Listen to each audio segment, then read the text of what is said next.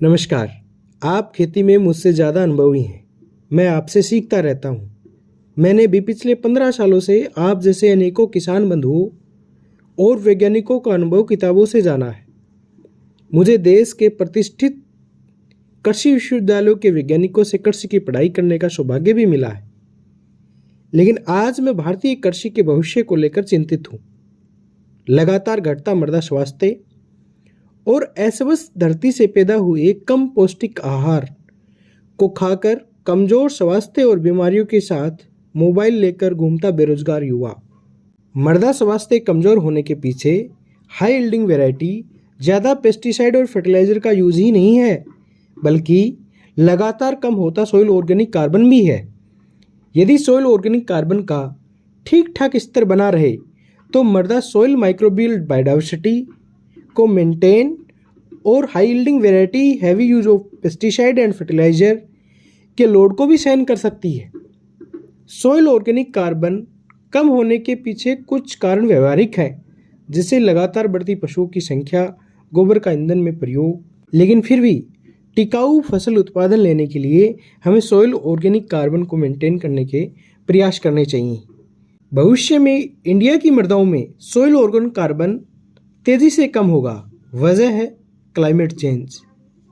यूँ तो climate change का असर पूरी दुनिया पर पड़ेगा, लेकिन इक्वेटर यानी भूमध्य रेखा के आसपास वाले देशों पर इसका असर ज़्यादा होगा, क्योंकि यहाँ सूर्य की किरणें सीधी पड़ती हैं। क्लाइमेट चेंज को शॉर्ट में समझा जाए तो इसमें ओवरऑल गर्मी के दिनों की संख्या और गर्मी बढ़ेगी और अबरेंट वेदर सिचुएशंस ज़्यादा होंगी, जैसे बाढ़, सूखा, पाला, ओले, तूफान इत्यादि। आज हम क्लाइमेट चेंज को मृदा स्वास्थ्य के एक पहलू के साथ देखेंगे। क्लाइमेट चेंज से टेम्परेचर बढ़ेगा तो ऑर्गेनिक मैटर का डिकम्पोजिशन फास्ट होगा और वातावरण में CO2 जाएगी, जो पुनः क्लाइमेट चेंज को बढ़ावा देगी। ऑर्गेनिक मैटर का फास्ट डिकम्पोजिशन होने से सॉइल ऑर्गेनिक कार्बन का पुल धीरे धीरे नीचे जाएगा।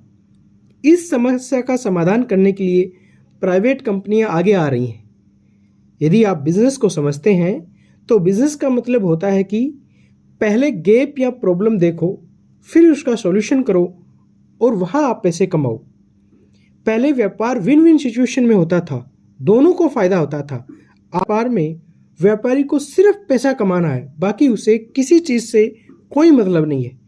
प्राइवेट कंपनियों ने इन समस्याओं के समाधान में तैयार किए हैं humic acid, fulvic acid, seaweed extract, chelated fertiliser, microbial culture और कुछ हार्मोन्स। क्या आपको लगता है कि ये 1-2 लीटर की बोतल या 2-5 किलो का थैला हमारी ज़मीन और हमारे स्वास्थ्य का ख्याल रख सकता है? मुझे तो बिल्कुल नहीं लगता। तो समाधान क्या है? ज़मीनों में कार्बनिक पदार्थ ऐड करें, पर कैसे? वो तो है ही नहीं।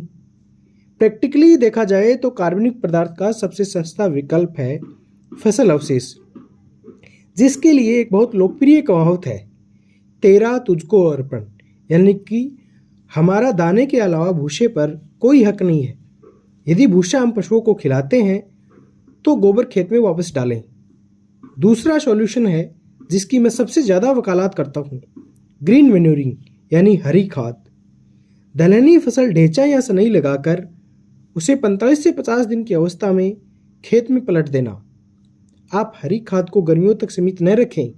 अरे भाई, खरीफ की फसल अच्छी न होती हो तो अपने कुल रकबे के 15-20% हिस्से में ढेंचा लगाकर ज़मीन सुधार लीजिए। अगली रबी फसल आपको इसका फ़ायदा दे जाएगी। हरी खाद को लगाने के 2 तरीके हैं, इन सिटू और अक्स सिटू। इन सिटू यानी जिस खेत में आप हरी खाद लगा रहे हैं उसी में पलटाई कर मिला देते हैं। अक्स सिटू का मतलब होता है जिस खेत में आपने हरी खाद लगाई है वहाँ से मशीन से काट कर चॉपिंग करके किसी दूसरे खेत में ले जाकर मिला देना। तो हमें तो मशीनरी की मदद से अक्स सिटू ग्रीन मैन्योरिंग विषय पे सोचना चाहिए, ताकि एक खेत में जड़ वाला कार्बनिक पदार्थ मिल जाए और एक खेत में जड़ के ऊपर का हिस्सा अपने एज ए कार्बनिक पदार्थ के रूप में मिल जाए। प्लीज़ यकीन करें, प्लीज़ मेरी बात का यकीन करें।